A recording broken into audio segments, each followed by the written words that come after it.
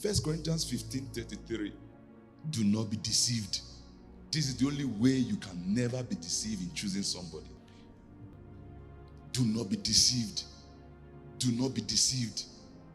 Evil communication corrupt good manner. Meaning, when you speak to someone, you will know the manner of person they are. Your communication will reveal your manners. If this person have manner, you will know through their communication, through their conversation. You will just know. Even if somebody is a 419, if you truly listen very well, you will know. Even to choose friends, you meet somebody and the person can pieces somebody to you, tell you how bad someone is. Avoid those kind of people because you are the next in line.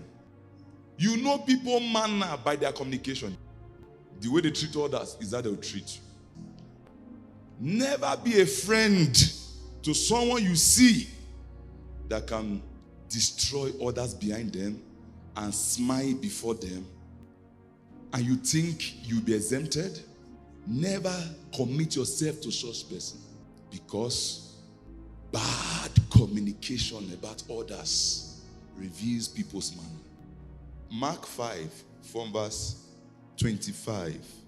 Now a certain woman had a flow of blood for 12 years and has suffered many things from many physicians. She had spent all that she had and was no better, but rather grew worse. When she heard about Jesus, she came behind him in the crowd and touched his garment.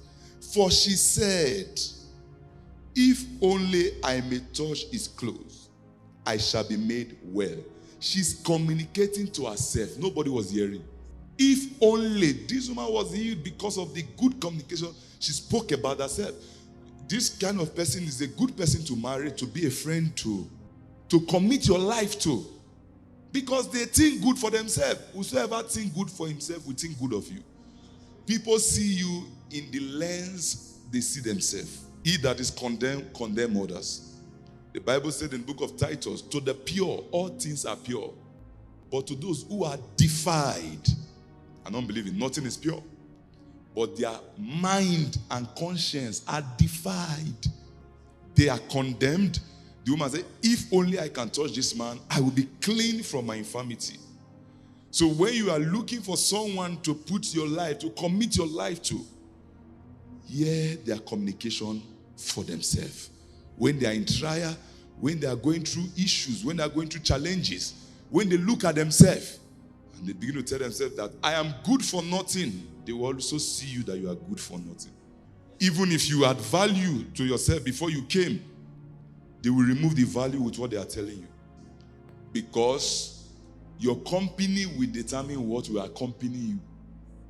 The company you keep will determine what will accompany you. So you check the communication. Another part of communication is communicating your weaknesses. Some people think they know their wife. They assume they know their wife. You don't know your wife. You don't know your husband. Communicate your weaknesses. Tell your husband, listen, I don't like the way you are chewing. Say yes, people should sit. I don't like the way you chew. I don't like the way you shout when you are sad, when you are angry. I don't like the way you treat me in public. Communicate. And you that is husband or wife, get ready to hear when your husband is talking. Or you, husband, hear when your wife is talking. You people, see, nobody solve problem in quarrel. You solve problem in communication. So, and in communication, how do you know you are communicating? One talk, the other listen. That's what shows that you are adults and you are matured. God said in Isaiah 1, he said, come, let us reason together.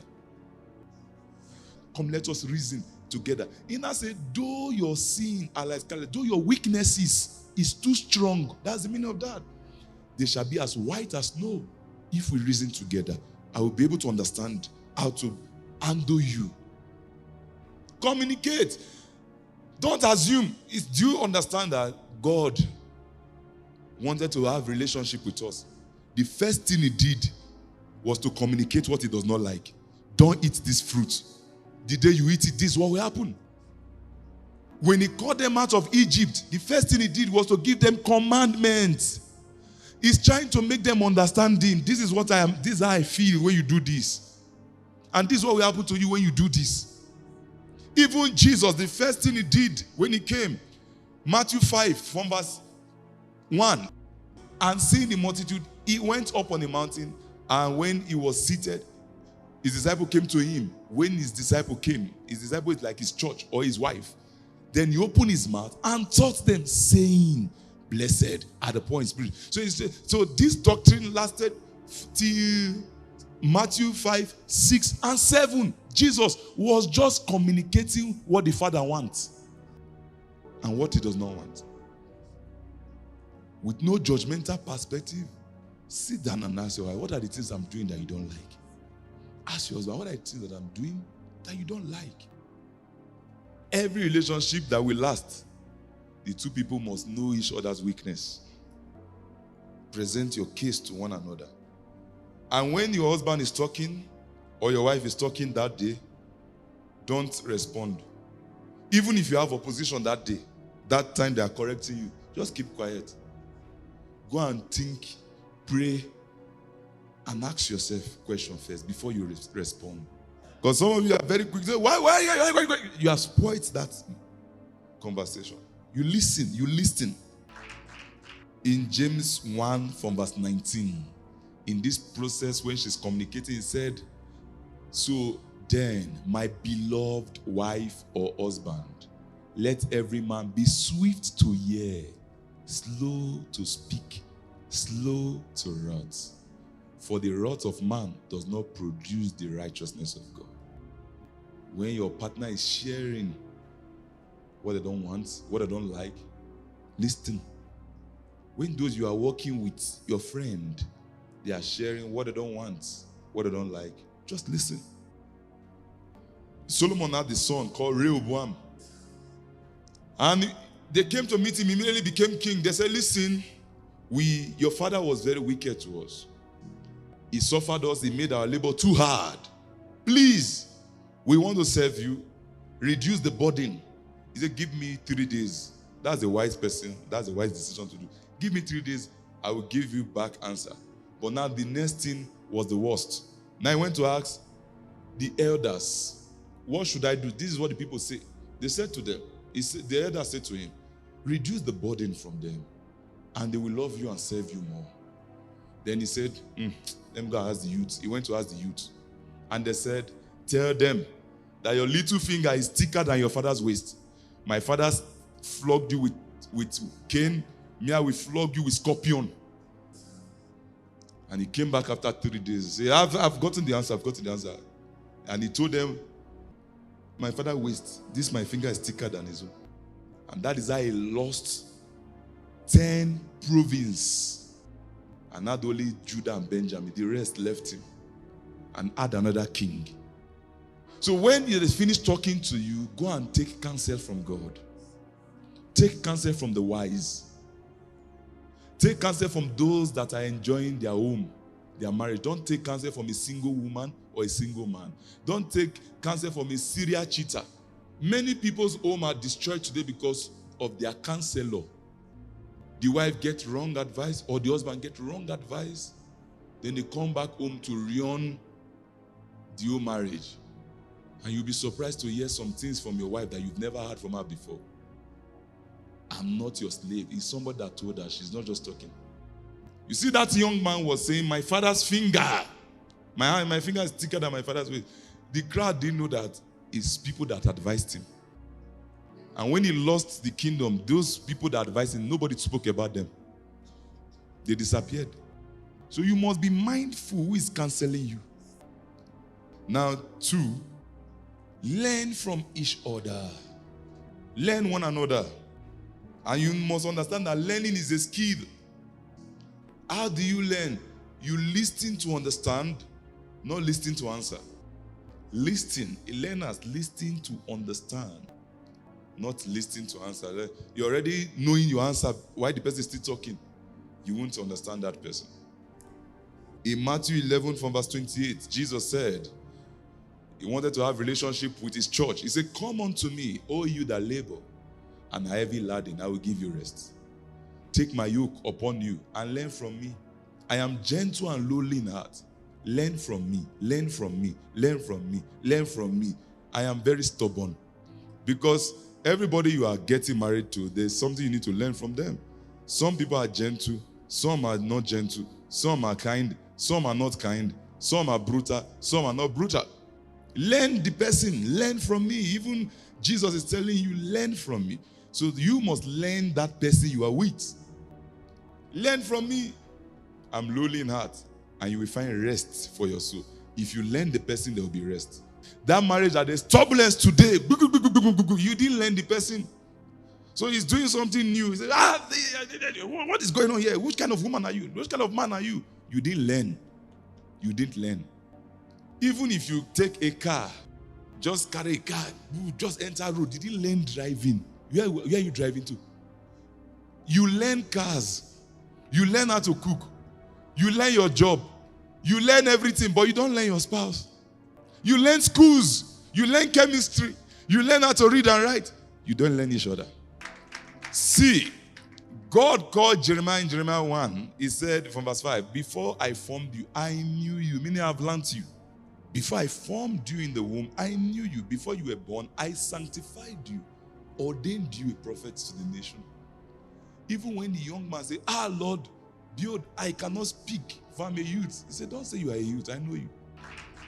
Your spouse must know you and be able to make you, not break you.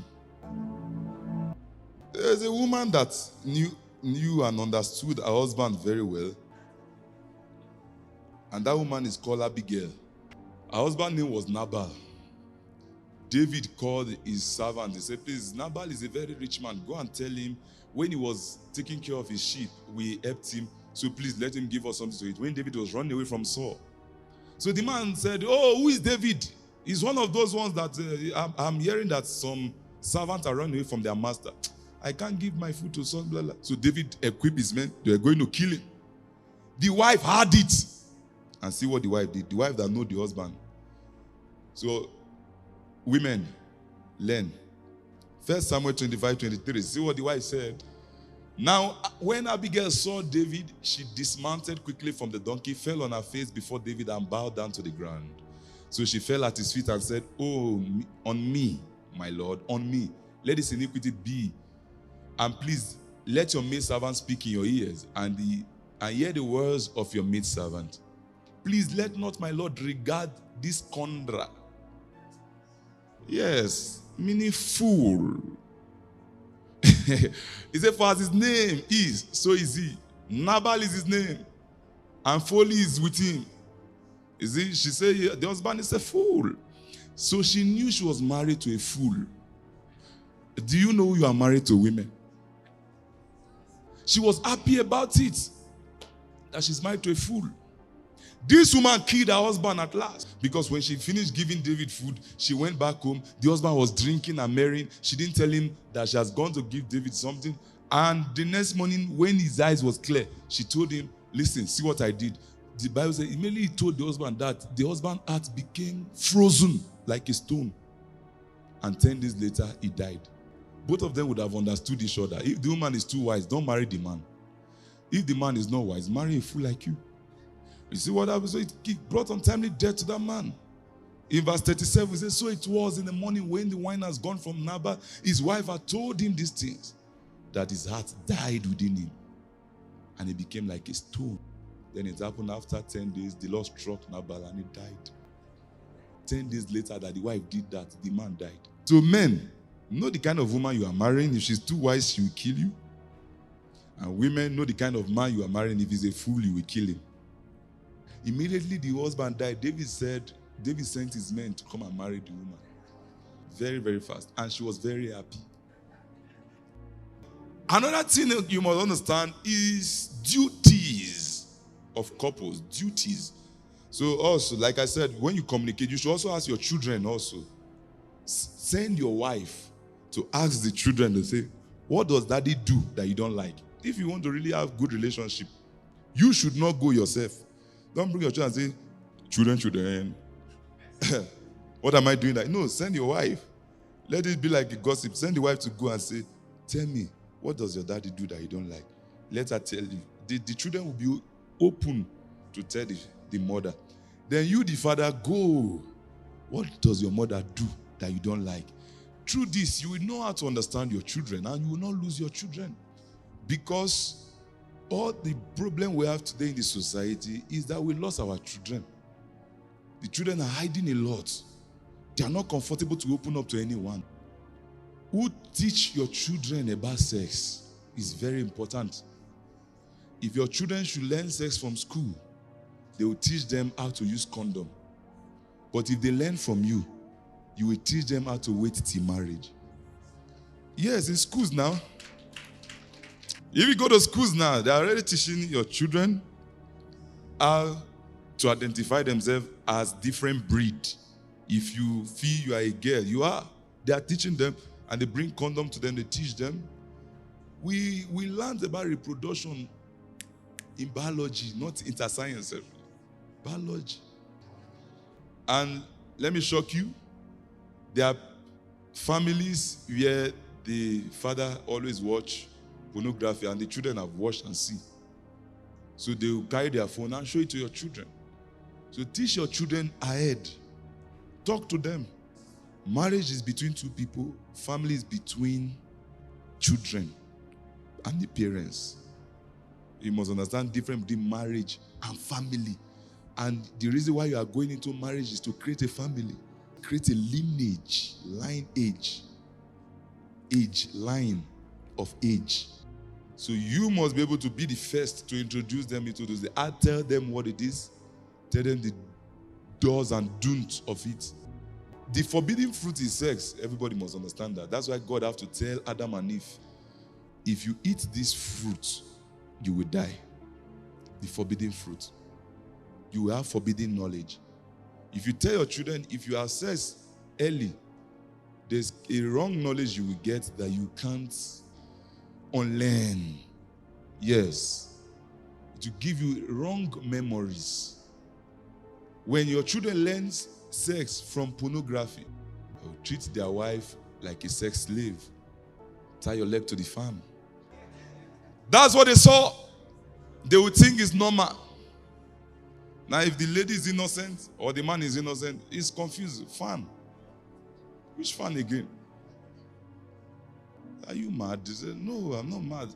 That's how to do it crazily. I'm not crazy. Parents must be the first to introduce children to concrete issues like this. Mostly when you have daughters, please. There was a school we had where a principal was defiling a small girl until she started bleeding from her nose. If the parents were quick to tell that child, listen, we are here for you. If anybody touch you like this, come and tell us. According to the story, the principal had been defiling that child and said, don't tell anyone. And then maybe give them chips. So as parents, you remember, you are creating a family. So family is what the children will be familiar to. What the society will become familiar to. Family came before government. So government should not determine how you should raise your children. Family came before parliament. Before the states. Family came before those things. Family is nature. Family was produced from nature, natural. So government are saying, don't flog your children. Nature said, train up a child. And he said, discipline a child. He said, foolishness is bound to the heart of the child. But the rod of discipline will chase it away. But government said, don't touch your children. So that's why society is divided with a child that can respond to their parents and slap teachers. Proverb 19:13. A foolish son is the ruin of his father, and the contention of a wife are a continual dripping. She's doing it over. She's saying, repeating the same thing. Proverbs 15, from verse 4, a wholesome tongue is a tree of life. Man, woman, you see that? Wholesome, healing tongue. Your tongue should be healing. So if your husband is late coming or is misbehaving, you really want the marriage to work, the best thing for you to do is to create wholesome tongue. This thing you did, is it good? See your children. They are looking up to you. You are their father. If you are coming home late, when will you spend time with them? This is what goes on during the day. So you can talk sense to a man. That's why you have to know who you are marrying. I told you ask question first. Because if you meet a man that you talk to, he's saying the sun is hot, the moon is cold, the winter is cold. Is your husband like Nabal? Just accept him. But if you are wise, you marry a good one, just say, a wholesome tongue is a tree of life, but perverseness in it breaks the spirit. The man will run. If you used to stay late night before, that's the visa you gave him. Proverbs 15 from verse 1, he said, a soft answer turns away wrath, but a harsh word stirs up anger. A harsh word. The tongue of the wise uses knowledge rightly, but the mouth of fools pours out foolishness. Now, these are the two things. Women, what are the duty of a man and what should you expect from a man? Number one is love and leadership. Ephesians 5 from verse 25. Husband, love your wives, just as Christ loved the church. This love here is not a feeling. Love is God. God is love. He's saying, husband, show your wife the attribute of a God.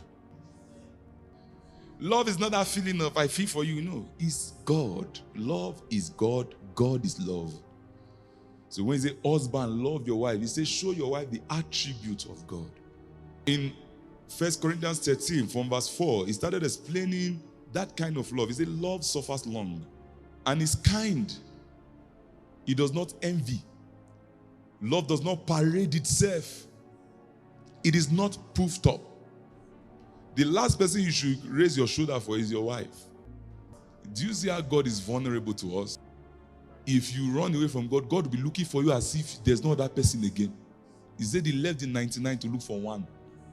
That is a mighty God bringing himself, begging you, looking for you, seeking your attention. What is man that you are mindful of? That is what love is to your wife. Because the truth is, your wife comes with a lot of weaknesses. You must know that. That's what 1 Peter 3 from verse 1 says. It says, wife, be submissive to your own husband. Husband, likewise, dwell with them with understanding, giving honor to the wife as to the weaker vessel. So if somebody is weaker, meaning the person have more weakness. So he said, he's explaining that love for you. That love is not buying anything. Buying something is good. Taking care of her is good. But now he's saying, love does not behave rudely. Verse 5. Does not seek his own. Everything you are doing is for you and your wife. For the good, for the betterment. Does not seek his own. You don't build a house somewhere and your wife does not know you are building. So some men can trust their brothers and their mother and their father more than their wife. Your father knows what you are doing, your brother knows what you are doing, your wife doesn't know. In fact, the first proof that you are a man, you should be able to leave your father and leave your mother and cleave to your wife.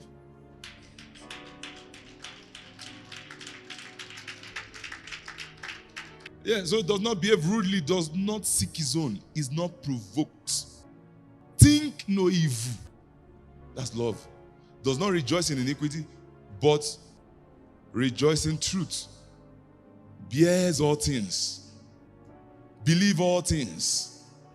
Hope all things. Endures all things. Love never fails.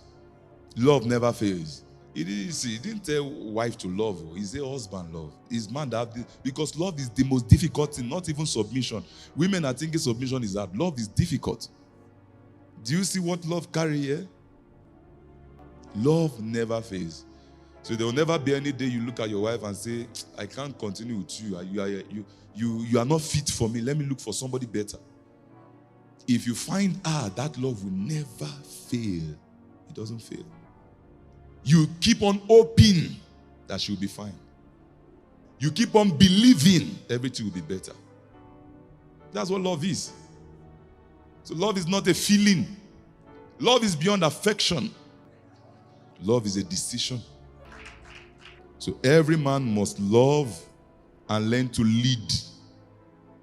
Every woman is coming into your life to follow you, not you follow them. You see, men, if you don't have leadership skills, and leadership is not being a pastor or a president, because you can be a pastor and not be a leader. You can be a pastor and lose your home. Many pastors have lost their home. Presidents have married 20 wives back to back because they are just leading people confusedly. But you check it from their home. If their home is fine, then they are wise to be a leader. So leadership is not position.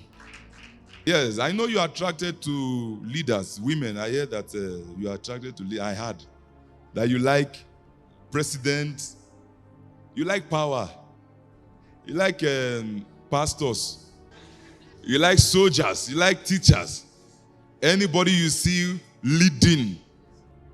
Leadership is a way of life. It's not position. It's a way of life. It's administration.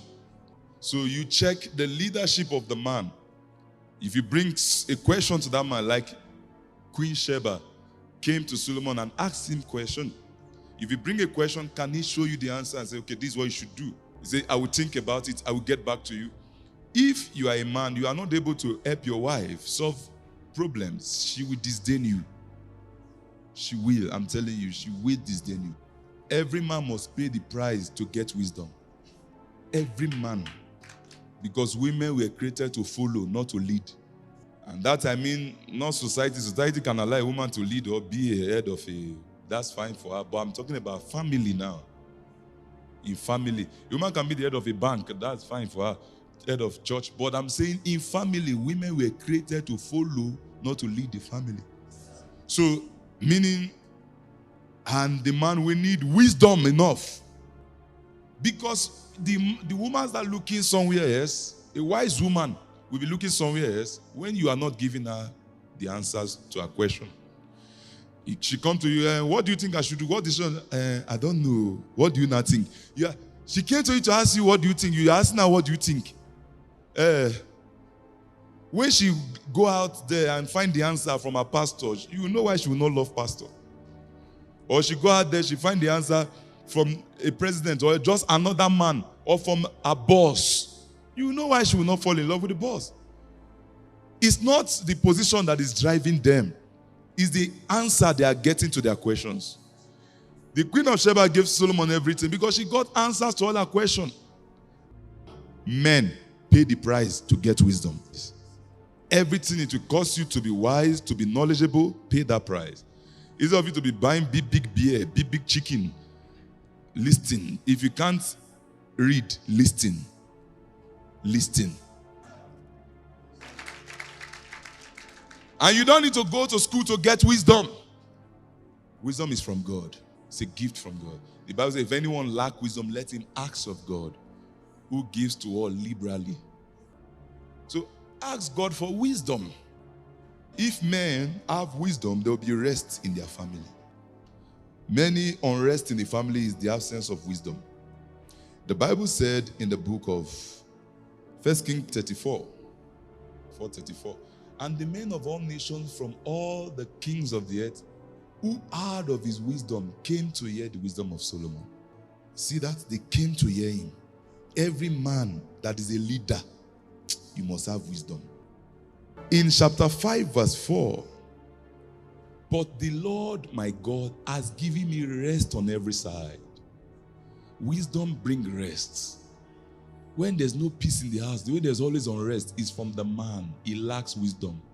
He said, but the Lord my God has given me rest on every side. There's neither adversary nor evil occurrences. There was never any problem. This man was staying with 1,000 women. And he's still saying there's rest. And you have only one woman. And you are on rest. Some of you only have half woman, half. You are still on rest. This one is staying 1,000 women. Not that they were living far. They were in his house there. And all of them were peaceful. We didn't hear that anyone poisoned each other. None of them died untimely death. They were with him for many years till he was old. Every wisdom you need to get, even if you marry a very stubborn wife, go and look for wisdom to change her. There's nobody wisdom cannot penetrate. You will penetrate anyone with the spirit of wisdom. The Bible says, get wisdom. And in all thy getting, get understanding. Wisdom is the principal thing. Therefore, get it, get it, get it. Every man is the giver and the teacher of the family. You must learn to give and teach. A leader is a teacher. 23. He said, who has assigned him his way? Your wife should not come and teach you the way. Even Jesus said, I am the way. So your wife should just be seeing the way by seeing you. You should be the mirror of the future to her. She should not be confused immediately she finds you. Who has assigned him the way, or who has said, you have done wrong? That's leadership. In verse 5, that's 36, he said, behold, God is mighty, but despises no one. Is mighty in strength of understanding. The strength of a husband is your understanding. It's not six-pack, muscle, akbobi. You just swell up. No sense. Women, that's also, you have to think, if you marry somebody that just swell up, he said God is mighty, but his strength is found in his understanding. How far he can understand. That you don't slap a woman, you don't beat a woman, you are not looking at that. You are looking at his muscle and it doesn't have sense. Do you know who he will use that muscle on? It's you. Because it does not have sense. No, the strength of a man should not be in his six-pack or in his bank account. Understanding. Then, he said, behold, God is mighty, but despises no one. Your husband will despise you if he doesn't have understanding. And whosoever despises you will disgrace you. Matthew 5:2. Then he opened his mouth and taught them. That's the duty of the husband. You see, Adam failed because he refused to teach Eve. And when you are not teaching the wife, who God will ask question is you, the husband. That's why when Eve ate the fruit, God did not bother. It's when Adam ate it, that's when the both of them fell.